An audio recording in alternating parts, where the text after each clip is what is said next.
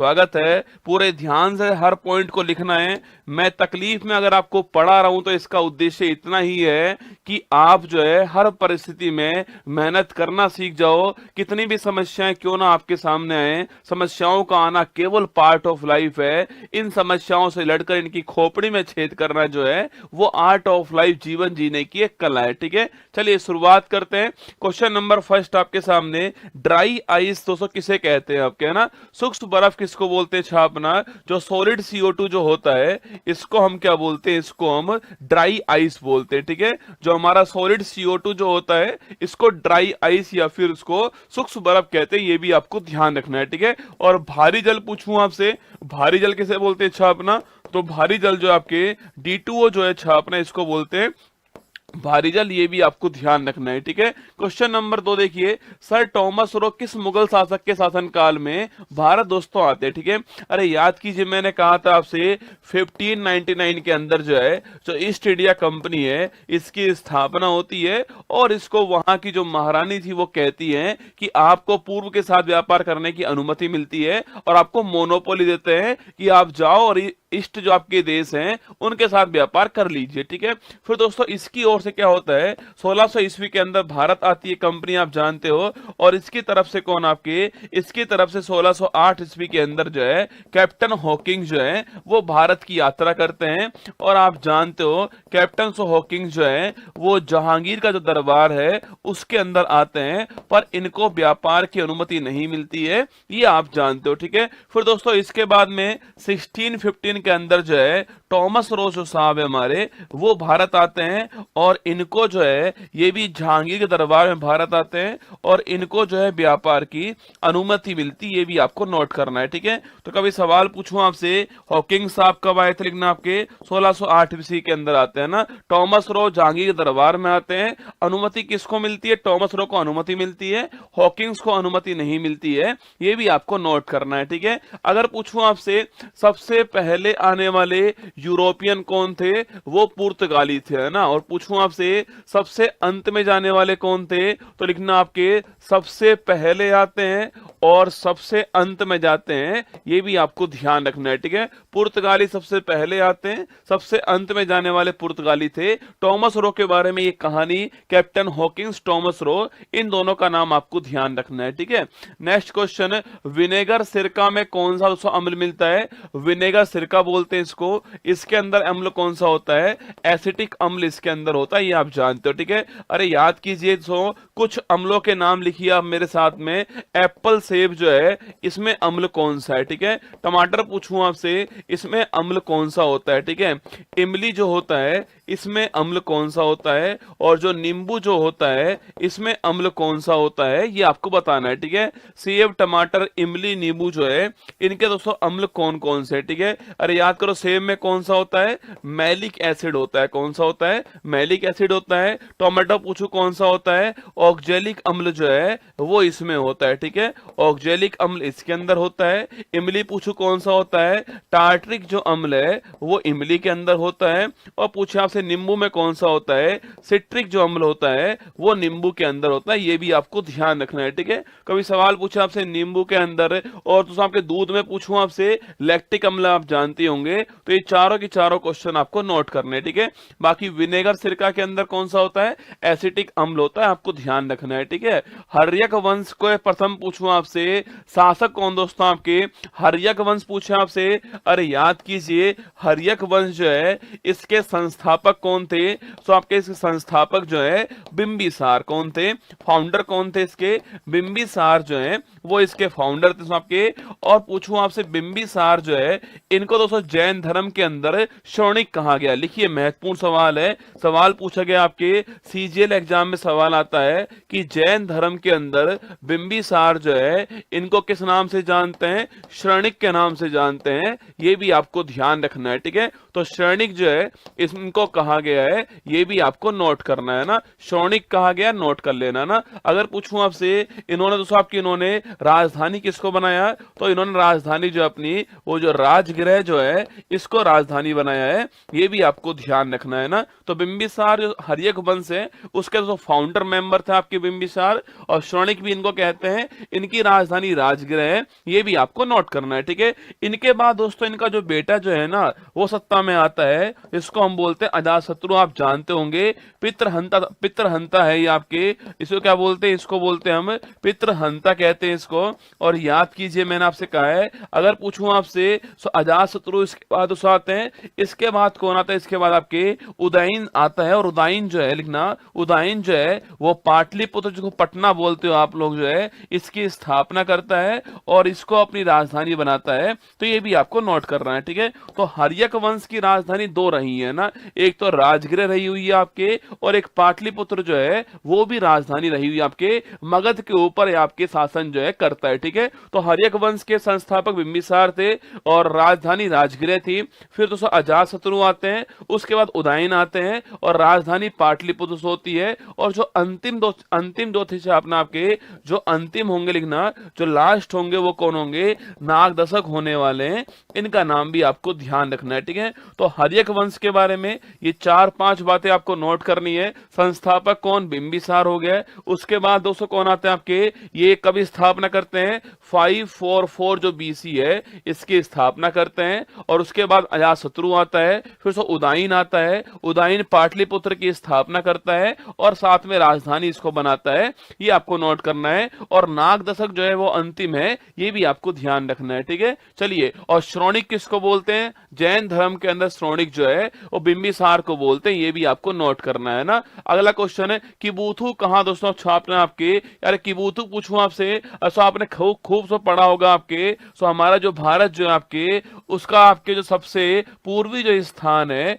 वो कौन सा होता है, वो अरुणाचल प्रदेश के अंदर जो है किबुथु स्थान होता है ना। तो किबुथु कहां है आपके, किबुथु रसगुल्ला आपके जो अरुणाचल प्रदेश है वहां दोस्तों आपके भारत जो है इसका सबसे पूर्वी स्थान कौन सा है, वो किबुथु है, आपको नोट करना है, ठीक है। यहां आप दक्षिणतम पूछूं आपसे, देखो यहां पूछे आपसे कौन सा है, यहां दोस्तों कन्याकुमारी जो है ये स्थान यहां पर, ठीक है। कन्याकुमारी पूछूं आपसे, ये सो तमिलनाडु के अंदर है, ये आपको नोट करना है, ठीक है।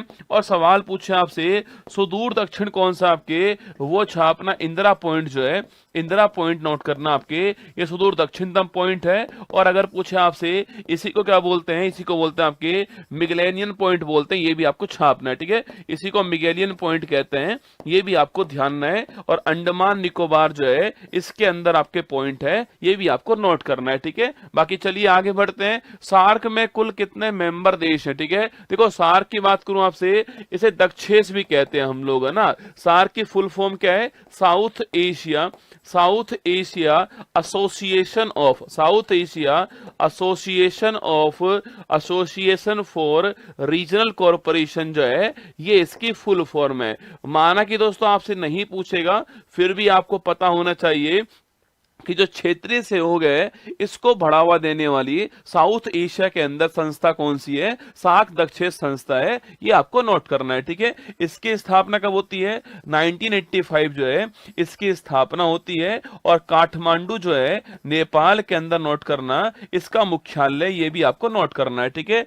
इसमें दोस्तों वर्तमान में 8 देश शामिल है। पूछूं आपसे ये 8 देश कौन कौन से आपके सो, तो भारत और उसके पड़ोसी देश जो है, यहाँ पाकिस्तान दोस्तों, यहाँ अफगानिस्तान, ठीक है। तो अफगानिस्तान, पाकिस्तान, इंडिया दोस्तों, यहाँ पर नेपाल हो गया, यहाँ भूटान हो गया दोस्तों, यहाँ बांग्लादेश हो गया है, और यहाँ श्रीलंका हो गया है, और यहाँ मालदीव हो गया है, ठीक है। तो काउंट कीजिए, अफगानिस्तान 1, पाकिस्तान 2, भारत 3, नेपाल 4, भूटान 5, बांग्लादेश 6, श्रीलंका 7 और मालदीव आपका 8। तो कुल आपके कितने, कुल 8 देश शामिल हैं। नवीनतम देश अफगानिस्तान है, ये भी आपको नोट करना है, ठीक है। ये 8 देश के नाम क्या क्या हैं, तो आप लिख लीजिए।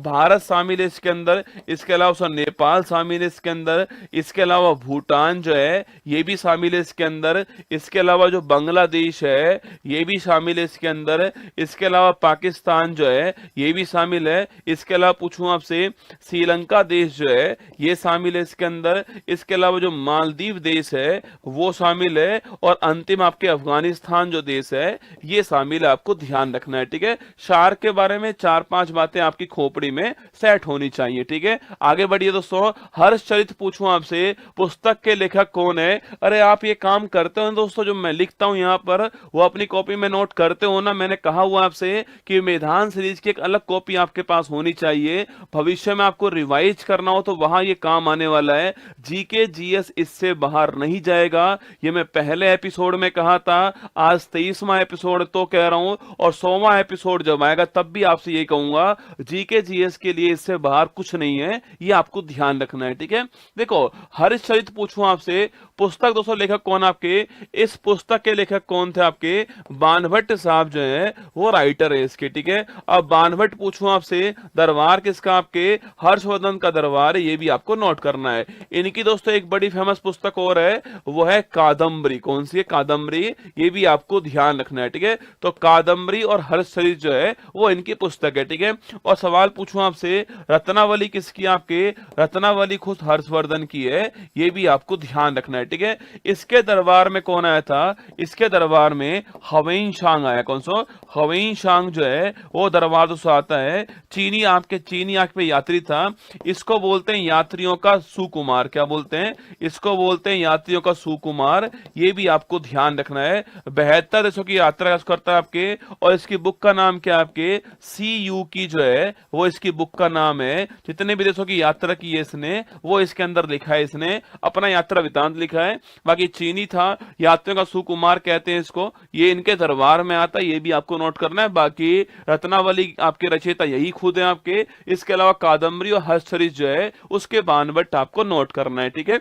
आगे देखिएगा, किस संविधान संशोधन द्वारा आर्थिक रूप से कमजोर वर्ग को 10% आरक्षण प्रदान किया? आपके 103वां। कौन सा? आपके 103वां संविधान संशोधन जो है सो 2019 जो है इसके द्वारा नोट करना। इसके द्वारा जो है ये आपकी जो ईडब्ल्यूएस जो वर्ग है, इकोनॉमिकल जो वीकर सेक्शन है, इसको 10% आरक्षण जो है वो प्रदान किया गया है, ठीक है। देखो, अगर पूछूं आपसे, तो हमारे संविधान में देखो कॉन्स्टिट्यूशन अमेंडमेंट है, तो हमारे संविधान में कहीं ना कहीं दोस्तों अमेंडमेंट भी हुआ होगा, ठीक है। पूछूं आपसे कहां पर हुआ है, तो इसके द्वारा आर्टिकल नंबर 15(6) जोड़ा गया है, और 16(6) जो है ये दो आर्टिकल जोड़े गए, ठीक है। देखो, आर्टिकल 15(1) में ये बोला गया कि किसी भी व्यक्ति के साथ में धर्म, जाति, लिंग, जन्म स्थान और वंश जो है इसके आधार पर प्रवेश में भेदभाव नहीं होगा। यह बात कहां पर लिख रही है? यह बात आर्टिकल नंबर 15(1) में, कि प्रवेश के अंदर भेदभाव नहीं होगा, पर उसके अपवाद आर्टिकल 15(2), 15(3), 15(4), 15(5) और 15(6) के अंदर है। और 15(6) में लिख दिया गया है कि जो ईडब्ल्यूएस है उसके लिए प्रवेश के अंदर जो है वो 10% रिजर्वेशन होने वाला है, तो इसका अपवाद है, ठीक है। उसी प्रकार से 16(6) जो है इसमें जो नौकरी जो है, इस नौकरी के अंदर जो है 10% जो रिजर्वेशन है वो मिलने वाला है। यहां प्रवेश एडमिशन जो है उसमें मिलने वाला है। ये दोनों आर्टिकल इसके द्वारा आए, ये आपको नोट करना। कभी सवाल पूछ ले आपसे, 103वां जो अमेंडमेंट हुआ है उसके द्वारा संविधान में कौन से आर्टिकल आए? 15(6), 16(6) आपको नोट करना है, ठीक है। आगे देखिएगा, किसी तार की लंबाई 4 गुना करने तथा तार के अनुप्रस्थ काट के क्षेत्रफल को 2 गुना करने पर तार के प्रतिरोध पर क्या प्रभाव पड़ेगा? सवाल आपसे ये पूछ रहा है, ठीक है। पहली बात तो प्रतिरोध पूछूं आपसे, इसको बोलते हैं रेजिस्टेंस, ठीक है। और सो पूछूं आपसे, जो आपके तार में जो विद्युत धारा फ्लो होती है उसका विरोध करने वाले को बोलते हैं प्रतिरोध, ठीक है। अगर पूछे इसका मात्रक क्या है, ओम जो होता है उसका मात्रक है, ये भी आपको ध्यान रखना है, ठीक है। ओम इसका मात्रक है, ठीक है। अब सवाल पूछूं आपसे, किसी तार का प्रतिरोध जो आपके वो उसकी लंबाई के समानुपाती होता है, और जो अनुप्रस्थ काट क्षेत्रफल है उसके व्युत्क्रमानुपाती होता है। ये फॉर्मूला आपको नोट करना है, ठीक है। ये वाला सवाल एग्जाम में खूब पूछता है आपसे। प्रतिरोध जो होता है तार की जो लंबाई होती है उसके समानुपाती होता है, और जो अनुप्रस्थ काट क्षेत्रफल है उसके व्युत्क्रमानुपाती होता है। ये आपको नोट करना है, ठीक है। इसका फॉर्मूला होता है R बराबर रो L अपॉन A, इसका फॉर्मूला है, ये भी आपको नोट करना है, ठीक है। अब सवाल दोस्तों यहां पर ये कह रहा है, सर लंबाई जो है उसको कितना, लंबाई को 4 गुना कर दीजिए, और जो अनुप्रस्थ काट क्षेत्रफल जो है इसको 2 गुना कर दीजिए, तो R पे क्या प्रभाव पड़ने वाला है? तो R बराबर दोस्तों रो इंटू 4L अपॉन आपके 2A, ठीक है। 2 से कट गया 2 बार आपके, तो R बराबर 2 रो एल अपॉन ए होगा दोस्तों आपके, मतलब जो प्रतिरोध जो होने वाला है वो 2 गुना हो जाएगा। ये आपको ध्यान रखना है, ठीक है, ये आपको नोट करना है। और इसकी यूनिट क्या होती है, ओम इसका मात्रक होता है सो, और V बराबर आई आर जो है ये ओम का नियम है। किसका है, ये ओम का नियम है। V बराबर आई आर आपके, V फॉर वोल्ट क्या होता है, V फॉर वोल्टेज होता है, I फॉर करंट होता है, I फॉर करंट है, और R फॉर रेजिस्टेंस है। ये भी आपको ध्यान रखना है, ठीक है। तो इस सवाल के अंदर हमसे सवाल पूछा है, सवाल कुछ भी पूछ सकता है आपसे, है ना, कि लंबाई इतना गुना कर दूं क्या प्रभाव पड़ेगा आर के ऊपर, चौड़ाई इतना गुना कर दूं क्या प्रभाव पड़ेगा। आपको ये फॉर्मूला आर बराबर रो एल अपॉन ए याद करना है, इससे काम आपका हो जाएगा, ठीक है। चलिए आगे बढ़ते हैं। नेक्स्ट क्वेश्चन आपके सामने, तीजन बाई का संबंध पूछूं आपसे किस लोकगीत नाट्य से आपके। अरे तीजन बाई पूछूं आपसे, पिंडवानी डांस कौन सा सो, पिंडवानी डांस है, और ये किस राज्य का है लिखना, ये छत्तीसगढ़ राज्य का है। ये भी आपको नोट करना है, ठीक है। छत्तीसगढ़ पूछूं आपसे स्टेट के रूप में कब आता है, 2000 ईस्वी के अंदर जो है स्टेट के रूप में मध्य प्रदेश से अलग होता है, और ये आपके सामने आता है। ये भी आपको नोट करना है, ठीक है। यहां दोस्तों एक टाइगर रिजर्व कौन सा है, इंद्रावती राष्ट्रीय उद्यान जो है वो यहां पर है। ये भी आपको नोट करना है, ठीक है। इंद्रावती राष्ट्रीय उद्यान पूछूं आपसे, वो यहां पर है, आपको नोट करना है ना। पोंगल उत्सव का पहला दिन जो है वो किस नाम से जानते हैं। यह सवाल दोस्तों एसएससी जो है सीजीएल एग्जाम पूछा गया सवाल था। अब देखो पोंगल उत्सव कहाँ का है तो आप जानते हो, ठीक है। सवाल पूछा है पोंगल उत्सव जो है उसका पहला जो दिन होता है वो किस नाम में जानते हैं। ऑप्शन थे भोगी पोंगल, सूर्य पोंगल, मट्टू पोंगल और कन्या पोंगल। अब सवाल देखिए, सवाल का लेवल थोड़ा हाई कर दिया है, तो मैदान सीरीज में हम वो सारे सवाल कवर करेंगे जो हाई से लो लेवल तक होने वाले, ठीक है। देखो पोंगल उत्सव की बात करूं मैं आपसे, तो पहली बात आपके तमिलनाडु जो है इसमें पोंगल फेस्टिवल होता है, ये आपको ध्यान रखना है, ठीक है। यहां पर होता है। कभी सवाल पूछा आपसे अट्टूकल पोंगल कहां पर होता है, अगर सवाल में अट्टूकल पोंगल आ जाए ना, सवाल में अट्टूकल पोंगल आए तो ये बेटा कहां पर, ये केरल के अंदर है, ठीक है। दोनों सवाल अलग अलग है ना, अट्टूकल पोंगल केरल के अंदर है ना, पोंगल की बात करूं तमिलनाडु के अंदर होता है। और इसमें एक जल्लीकट्टू आप जानते होंगे सो, जल्लीकट्टू भी इसके अंदर होता है। लड़ाई जो होती है आपके कहां पर, जल्लीकट्टू जो है वो भी इसके अंदर होता है, ठीक है। अब सो पोंगल आपके 4 दिन चलता है, कितना आपके 4 डे चलने वाला फेस्टिवल। आपके जो शुरुआत दोस्तों होती है आपके फर्स्ट डे जो होता है वो होता है भोगी पोंगल, कौन सा होता है, भोगी पोंगल होता है। सेकंड डे जो होता है आपके वो सूर्य पोंगल होता है, और थर्ड डे जो होता है वो मट्टू पोंगल होता है, और जो फोर्थ डे होता है लिखना आपके वो कन्या पोंगल होता है, ठीक है। तो कन्या पोंगल के साथ समाप्ति इसकी होती है। तो भोगी, सूर्य, मट्टू पोंगल और कन्या पोंगल आपको नोट करना है पोंगल फेस्टिवल में।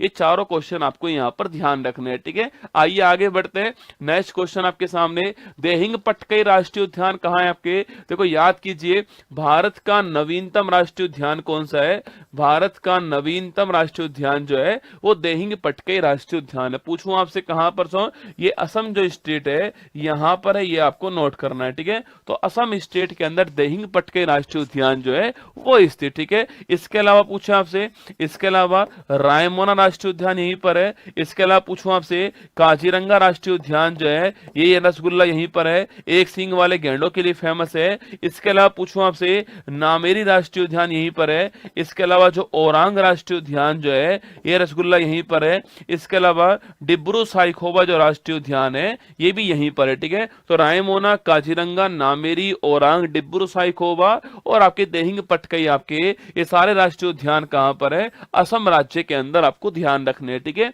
आगे देखिए, आयरन के एक्स कौन कौन से आपके सो, देखो आयरन मतलब लोहा जो है, उसके एक्स की बात करूं आपसे, एक्स दोस्तों वो चीज होती है आपके जिससे हमें धातु प्राप्त होती है, उसे हम एक्स या फिर ओर कहते हैं, ओ आर ई, ठीक है। अगर पूछूं कौन कौन से आपके, एक तो है मैग्नेटाइट, कौन सा, एक तो है मैग्नेटाइट आपके, एक है कौन सा आपके हेमेटाइट हो गया है, और एक होता है कौन सा सीडराइट होता है, और एक आपके लिमोनाइट होता है, ठीक है। ये सारे के सारे किसके हैं, ये सारे के सारे छापना आपके, ये सारे के सारे जो है वो आयरन के, ठीक है। तो नाम क्या है इनका, मैग्नेटाइट हो गया, हेमेटाइट हो गया, सीडराइट हो गया, लिमोनाइट हो गया। एग्जाम में आपसे ये वाला खूब पूछता है। देखो हाँ, भारत में पूछूं आपसे, भारत जो है यहाँ सर्वाधिक कौन सा मिलेगा आपको, हेमेटाइट मिलने वाला है। ठीक है, इसकी बात करूं मैं आपसे, Fe2O3 जो है ये इसका फॉर्मूला होता है। और पूछूं बेस्ट कौन सा क्वालिटी है, बेस्ट क्वालिटी जो होता है वो मैग्नेटाइट होता है, Fe3O4 जो है ये फॉर्मूला इसका है। और पृथ्वी का जो केंद्र है वहां पर यही मिलता है। ठीक है, वहां पर यही वाला मिलता है ना, आप जानते होंगे रसगुल्ला। सो पृथ्वी पूछूं आपसे, इसमें 3 परतें होती है, याद कीजिए। एक होती है क्रस्ट होती है, आप जानते होंगे। एक मेंटल होता है और एक कोर होता है। कौन, कोर होता है। ठीक है, क्रस्ट में कौन सी होती है, उसमें सिलिकॉन प्लस एल्यूमिनियम होता है। मेंटल में कौन आपके, सिलिकॉन प्लस मैग्नीशियम होता है। और कोर में निकिल प्लस फेरस होता है। तो मैंने आपसे यही कहा था कि जो पृथ्वी का जो कोर जो है ना, उसमें कौन सी आपके, उसमें यही वाला आपके मेटल होता है, यही वाला आयरन होता है, मैग्नेटाइट। ये आपको नोट करना है। ठीक है, Fe3O4 बेस्ट क्वालिटी का यही होता है। बाकी भारत में सर्वाधिक आपके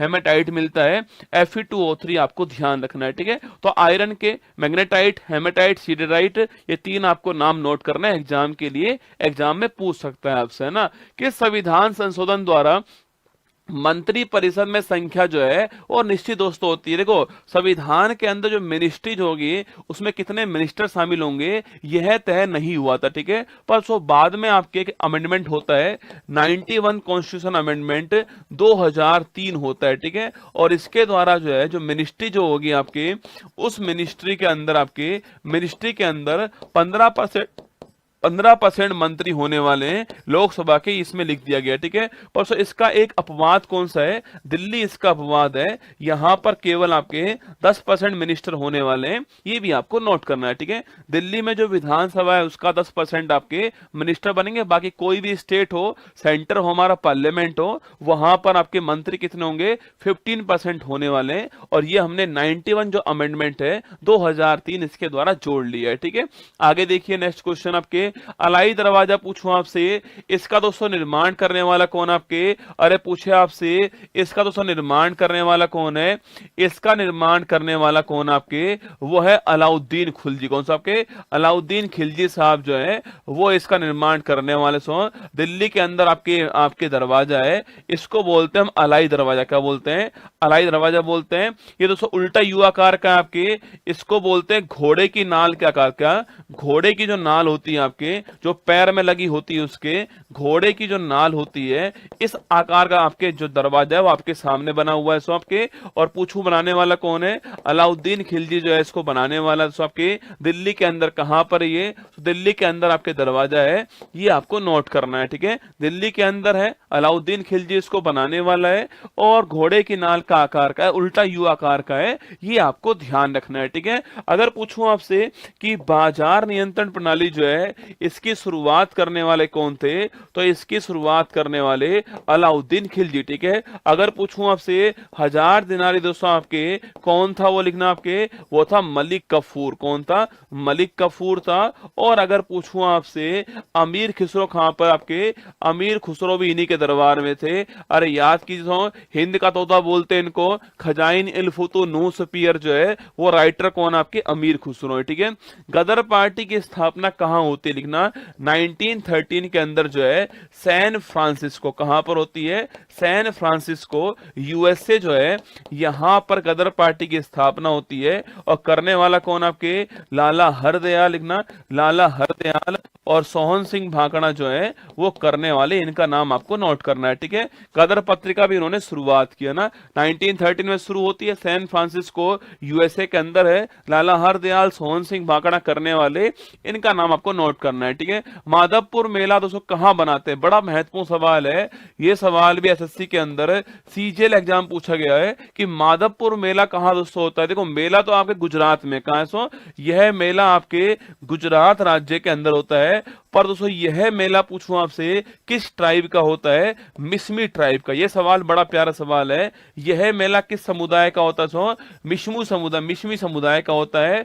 और यह समुदाय कहां मिलता है हमको, अरुणाचल प्रदेश में मिलता है, ये आपको नोट करना है। ठीक है, बड़ा महत्वपूर्ण सवाल है कि माधवपुर मेला गुजरात दोस्तों यहाँ पर होता है, पर यह मेला किस ट्राइब का होता है? मिश्मी ट्राइब का होता है। और यह मिश्मी ट्राइब पूछूं आपसे अरुणाचल प्रदेश जो है यहां पर मिलती है, ये आपको नोट करना है। ठीक है, तो माधवपुर मेला आपको ध्यान रखना है ना। आगे देखिए, मालाबार अभ्यास में कौन कौन से देश शामिल है आपके? अच्छा, मालाबार अभ्यास पूछूं आपसे, इसमें क्वाड देश शामिल है ना, 4 देश शामिल है इसके अंदर। एक तो अपना भारत हो गया शामिल इसके अंदर, एक अपना जापान शामिल है इसके अंदर, एक इसके अलावा जो हमारा यूएसए है वो शामिल है, और एक जो ऑस्ट्रेलिया जो है ये शामिल है। तो ये 4 देश शामिल इसके अंदर अच्छा अपना इंडिया, जापान, यूएसए, ऑस्ट्रेलिया, इन्हें हम क्वाड भी कहते हैं। ठीक है, क्वाड भी इन्हीं का नाम है ना। काकोरी ट्रेन एक्शन कहां से? देखो, पहले इसका नाम काकोरी ट्रेन डकैती था ना, अब इसका नाम एक्शन हो गया है। और तारीख कौन सी है? 9 अगस्त 1925 की तारीख थी। और सो यह आपके उत्तर प्रदेश के अंदर घटना होती है, और ट्रेन को लूटते इसमें, अरे लूटने वाले कौन थे? राम प्रसाद बिस्मिल। ठीक है, अशफाक उल्ला खान, कौन? अशफाक उल्ला खान। ठीक है, राजेंद्र लाहेडी, राजेंद्र लाहेडी जो है ये भी लूटने वाले थे। और सो आजाद हैं जो हमारे, वो भी इसके अंदर शामिल थे। लेकिन आपके जो आजाद हैं वो भी शामिल थे। बाकी सब पकड़ में दोस्तों आते हैं, आजाद साहब इनके पकड़ में नहीं आते हैं, ये भी आपको नोट करना है। ठीक है, और सो इसी तारीख का हमने क्या करा है, इसी तारीख का सम्मान करते हुए 9 अगस्त 1942 को जो है भारत छोड़ो आंदोलन जो है इसकी शुरुआत भारत में होती है, इसी तारीख के कारण होती है। ठीक है, तो 9 अगस्त 1925 पूछूं आपसे, काकोरी ट्रेन एक्शन का नाम आपको ध्यान रखना है। ठीक है, इडुक्की बांध किस नदी के ऊपर है? ठीक है, पहली बात पूछूं आपसे, स्टेट कौन सा? स्टेट हमारा केरल हो गया है। ठीक है, इडुक्की बांध नदी कौन सी है आपके? सो नदी हमारी पेरियार नदी है। कौन सी है? पेरियार जो नदी है, इसके ऊपर बांध कौन सा है? इसके ऊपर बांध आपके इडुक्की बांध हो गया है। केरल दोस्तों आपको छापना है। सो इसी दोस्तों बांध के कारण जो है आपके इसके फाटक खुलने के कारण केरल में बाढ़ आई थी कुछ सालों पहले, ये भी आपको नोट करना है। ठीक है, तो इडुक्की बांध केरल आपको ध्यान रखना है ना। बुद्ध और पृथ्वी पूछूं आपसे, बुद्ध कौन सा आपके? सो यह बुद्ध ग्रह वाला बुद्ध है ना। बुद्ध ग्रह और पृथ्वी ग्रह के बीच में कौन सा ग्रह दोस्तों छापना? अरे याद कीजिए, ये हमारा सन हो गया दोस्तों, यहां पर हमारा बुध ग्रह हो गया है, और फिर हमारा शुक्र हो गया, लेकिन आपके वीनस हो गया। कौन? आपके वीनस हो गया है। और फिर हमारा पृथ्वी, हमारा जो अर्थ है वो हो चुका है। इसके बाद मंगल हो चुका है, मार्स हो चुका है। फिर आपके जुपिटर दोस्तों आपके कौन सा है? बृहस्पति हो चुका है, बृहस्पति है। इसके अलावा कौन सा है? इसके अलावा सैटर्न शनि हो गया है, यूरेनस और आपके वीनस, ये आपको नोट करना है। ठीक है, तो ये आपके सामने बुध, शुक्र, पृथ्वी, मंगल और बृहस्पति। सवाल पूछा है यहाँ पर, बुध और पृथ्वी के बीच कौन सा है? बुध यहाँ पर, पृथ्वी यहाँ पर, इनके बीच शुक्र ग्रह जो है, जो वीनस जो ग्रह है हमारा, वो इनके बीच में। ठीक है, इसको बोलते हैं सांझ का तारा। क्या बोलते हैं? Evening star, morning star. क्या बोलते हैं इसको? सांझ का तारा और भोर का तारा बोलते हैं, इवनिंग स्टार, मॉर्निंग स्टार। सबसे गर्म ग्रह कौन सा है? सबसे गर्म जो ग्रह है वो वीनस ग्रह है, ये भी आपको नोट करना है। ठीक है, नोट कीजिए वीनस के बारे में, सांझ का तारा, भोज का तारा। सबसे गर्म ग्रह पूछूं आपसे यही है, इवनिंग स्टार, मॉर्निंग स्टार भी वीनस ही है। ठीक है, शून्य गैस की परमाणुकता पूछूं आपसे कितनी होती है? महत्वपूर्ण सवाल आपके सामने।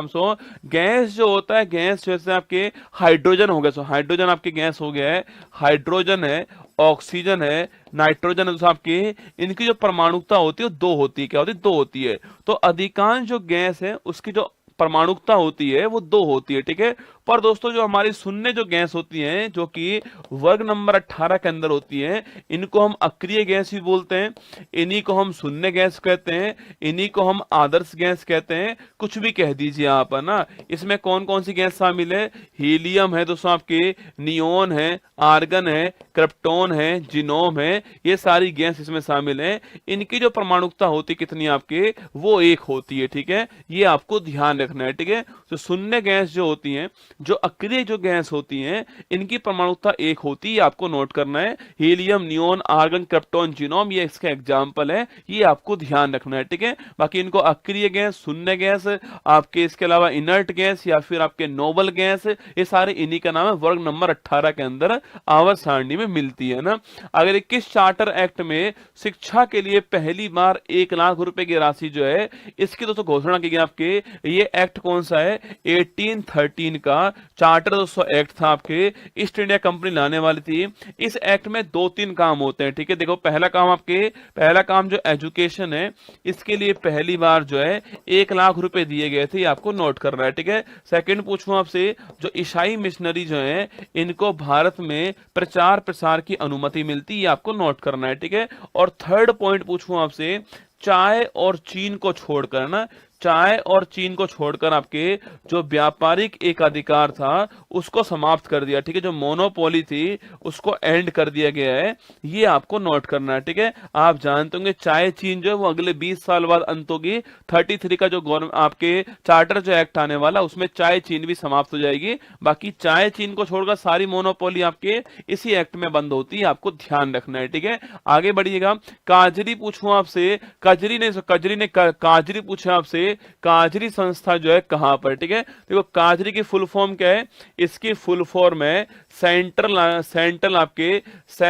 एरिड जोन, आपके पूछूं आपसे, जोन रिसर्च इंस्टीट्यूट जो है वो इसकी फुल फॉर्म है, ठीक है। और ये दोस्तों कहां पर आपके, राजस्थान जोधपुर जो है यहां पर आपके central arid zone research institute काजरी जो है कहां पर, राजस्थान के अंदर जोधपुर के अंदर काजरी है, ठीक है। पूर्ण पाचक रस पूछूं आपसे, टोटल डाइजेस्टिव जूस कौन सा है आपके, टोटल डाइजेस्टिव जूस कौन सा होता है जिसमें पावर किसकी आपके सो, जिसमें कार्बोहाइड्रेट जो है इसके पाचन की पावर होती है, जिसमें आपके प्रोटीन के पाचन की पावर होती है, और जिसमें आपके वसा जो होता है इसके पाचन की पावर, अगर तीनों का पाचन करता हो कार्बोहाइड्रेट प्रोटीन वसा का, तो उसे हम बोलते हैं क्या, उसे बोलते हैं हम टोटल डाइजेस्टिव जूस कहते हैं। और ये जूस कौन सी ग्रंथि से आता है, ये जूस आपके जो पैनक्रियाटिक जो ग्लैंड है, अग्नाशय ग्रंथि जो है वहां से आता है, इसलिए इसको अग्नाशय रस कहते हैं, ये भी आपको ध्यान रखना है, ठीक है। तो इसे बोलते हैं हम टीडीजे, ये आपको नोट करना है,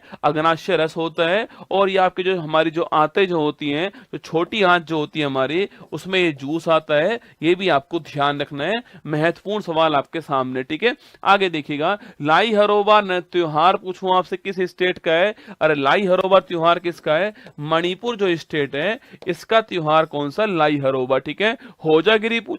होजागिरी छापना कहाँ का है, होजागिरी तो आपके कहाँ का है, ये आपके त्रिपुरा का, ठीक है। होजागिरी कहाँ का है, त्रिपुरा का है। और लाई हरोबा आपके कहाँ का, मणिपुर का डांस आपके लाई हरोबा, ठीक है। यूरेनियम का परमाणु क्रमांक कितना होता है, अरे तो आप कभी लिखा है आपने ये वाला पॉइंट आपके कि बाण में 235 होता है, याद कीजिएगा।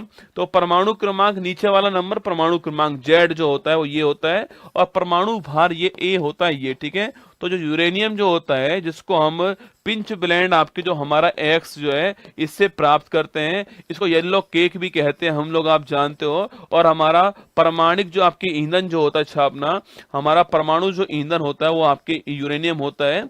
और इसमें परमाणु क्रमांक इसका 92 में होता है, नोट करना। और इसके अलावा परमाणु भार जो कितना होता है 235 जो है परमाणु भार होता है, ठीक है। तो 92 में इसका परमाणु क्रमांक आपको नोट करना है ना। लिपुलेख दर्रा दोस्तों किस स्टेट में आपके, देखो याद कीजिएगा आपके, देखो सवाल पूछूं आपसे, लिपुलेख किस स्टेट में दोस्तों, इसके अलावा छापना नामदफा किस स्टेट के अंदर है, इसके अलावा पूछूं आपसे नाथुला किस स्टेट के अंदर है, इसके अलावा पूछे आपसे, इसके अलावा छापना कराकोरम जो है ये किस स्टेट के, आप कराकोरम आपके ये किस स्टेट में है, इसके अलावा वनिहाल दर्रा जो है ये किस स्टेट के अंदर है, ये आपसे पूछा गया सवाल, ठीक है। देखो सवाल पूछूं आपसे, लिपुलेख कहां पर, उत्तराखंड के अंदर लिपुलेख है ना। नामदफा पूछो कहां पर, सो लिपुलेख कहां पर, उत्तराखंड के अंदर, ठीक है। बॉमडिला कहां पर आपके, बॉमडिला पूछे आपसे कहां पर है, ये हमारा अरुणाचल प्रदेश में हो गया बॉमडिला, ठीक है। नाथुला कहां पर आपके, सिक्किम स्टेट में नाथुला दर्रा आपके हो गया, नोट करना ना। कराकोरम पूछू कहां आपके, लद्दाख के अंदर कराकोरम हो गया, ठीक है, नोट करना ना। और बनिहाल कहां पर है, जम्मू कश्मीर में बनिहाल हो गया, छाप लीजिए ना। पूछे आपसे लिपुलेख उत्तराखंड के अंदर, बॉमडिला नामबिला अरुणाचल प्रदेश के अंदर, नाथुला सिक्किम के अंदर, काराकोरम आपके लद्दाख के अंदर और बनिहाल जम्मू कश्मीर दर्रा आपको ध्यान रखना है। ठीक है, आगे देखिएगा पीएम जनधन योजना जो है उसकी शुरुआत कब होती है? अरे याद कीजिए 28 अगस्त 2014 को शुरुआत होती है। अरे याद करो जीरो बैलेंस अकाउंट कौन सा है? जीरो बैलेंस अकाउंट जो है वो ओपन किए गए थे, याद कीजिएगा आपके इसी के द्वारा। और पूरे वर्ल्ड के सबसे बड़ी आपके फाइनेंशियल इंक्लूजन जो है वित्तीय समावेशन की योजना कौन सी आपके? वो यही वाली योजना है। 28 अगस्त को शुरुआत होती है सरकार बनने के बाद में। ठीक है, आगे देखिए ब्यूटेन में कार्बन और हाइड्रोजन जो है इसका दोस्तों अनुपात कितना होता है? देखो ब्यूटेन का पूछूं आपसे, इसका फॉर्मूला होगा CnH2n+2। ठीक है, ब्यूटेन का फॉर्मूला ये होता है। ठीक है, यहां n बराबर 4 है क्योंकि ब्यूट का मैथ एथ प्रो ब्यूट, तो n बराबर 4 हो गया है, तो C4H4 इंटू 2+2 आपके, तो C4H10 हो गया है। तो कार्बन अनुपात हाइड्रोजन पूछो आपसे 4:10 हो गया है, इसको हम 2:5 लिख सकते हैं, ये इसका करेक्ट आंसर होने वाला है। ठीक है, तो ब्यूटेन की बात करूं आपसे CnH2n+2 होगा। अगर तो यहां पर ब्यूटीन होता आपके छापना, अगर यहां ब्यूटीन होता आपके, तो ब्यूटीन का मतलब जितना कार्बन उसका डबल हाइड्रोजन होता है। ठीक है, ब्यूटेन के अंदर ना, और यहां पर अगर सो ब्यूटाडाइन होता छापना, तो जितना कार्बन उसके डबल से 2 कम आपके हाइड्रोजन होगा, C4H6। ठीक है, ये 3 फॉर्मूले आपके सामने यहां पर है ना। आगे देखिए वर्ल्ड एंटी डोपिंग, आज का अंतिम सवाल आपके सामने। वर्ल्ड एंटी डोपिंग जो एजेंसी है इसका तो मुख्यालय कहां पर? देखो इसे बोलते हैं वाडा। क्या बोलते हैं? वाडा कहते हैं, वर्ल्ड एंटी डोपिंग एजेंसी किसको कहते हैं। और पूछूं आपसे इसकी स्थापना 99 में इसकी स्थापना होती है खेल में डोपिंग को रोकने के लिए, खेल में नशीले पदार्थों आपके उनको रोकने के लिए, खेल में आपके जो हम जो मिलावट करते हैं उसको रोकने के लिए जो है वो हमने वाडा की स्थापना की है। और मॉन्ट्रियल जो आपके स्थान है, जो मॉन्ट्रियल कनाडा के अंदर स्थान है, यहां पर इसका मुख्यालय है, ये आपको नोट करना। ठीक है, तो वाडा का मुख्यालय कहां पर आपके? वाडा का मुख्यालय मॉन्ट्रियल कनाडा जो है यहां पर है, और 99 में इसकी स्थापना होती है, ये भी आपको ध्यान रखना है। ठीक है,